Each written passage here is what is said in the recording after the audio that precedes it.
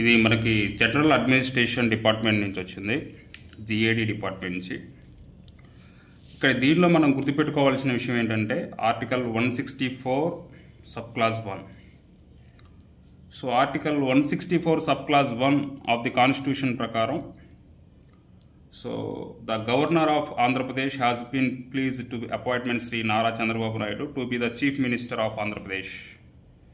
అంటే మనకి exam point of వ్యూలో అసలు ఆర్టికల్ 164 సబ్ క్లాస్ 1 అంటే ఏంటో తెలుసుకోవాలి.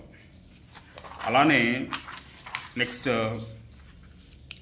ఇదే నోటిఫికేషన్లో ఆర్టికల్ 164 సబ్ క్లాస్ 1 ప్రకారమే, ఈ కాన్స్టిట్యూషన్లో ఉన్న ఆర్టికల్ 164 సబ్ క్లాస్ 1 ప్రకారమే మనకి కౌన్సిల్ ఆఫ్ మినిస్టర్స్ ఏదైతే ఉందో వాళ్ళ అపాయింట్మెంట్ గురించి కూడా తెలియజేస్తుంది.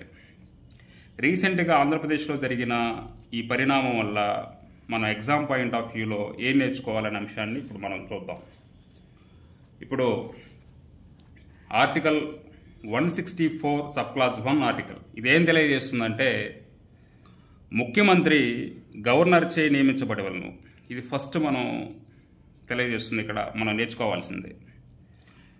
ఇతర మంత్రులు ముఖ్యమంత్రి సలహాపై గవర్నర్చే నియమించబడతారు. 164 సబ్ క్లాస్ 1 ఆర్టికల్ అదే తెలియజేస్తుంది.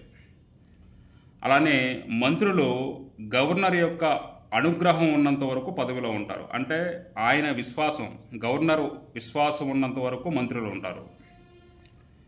ఇది 164 సబ్ క్లాస్ 1 ఆర్టికల్ తెలియజేస్తుంది అనమాట. ఇదే దీని గురించే కదా.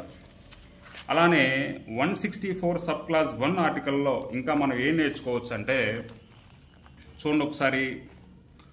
మనకి 164 సబ్ క్లాస్ 1 ఆర్టికల్లో బీహార్, అలానే మధ్యప్రదేశ్, అలానే ఒరిస్సా, ఈ 3 ప్రత్యేకంగా గిరిజన సంక్షేమానికి సంబంధించిన ఒక మంత్రి ఉండాలి ఈ యొక్క రాష్ట్రాల్లో.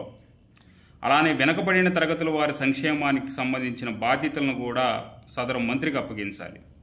కానీ 94వ రాజ్యాంగ సవరణ చట్టం 2006లో చేసిన 94వ రాజ్యాంగ సవరణ చట్టం ప్రకారం దీనిలో బీహార్ అనే రాష్ట్రాన్ని తొలగించడం జరిగింది. ఈ లిస్టులో బీహార్ అనే రాష్ట్రాన్ని తొలగించి కొత్తగా ఛత్తీస్గఢ్, అలానే జార్ఖండ్, ఈ 2 రాష్ట్రాలను చేర్చడం జరిగింది. అంటే ఇప్పుడు మొత్తం మీదుగా కూడా 164 సబ్ క్లాస్ 1 ప్రకారం, దీని ప్రకారం మరి 4 రాష్ట్రాలు ఉండడం జరిగింది.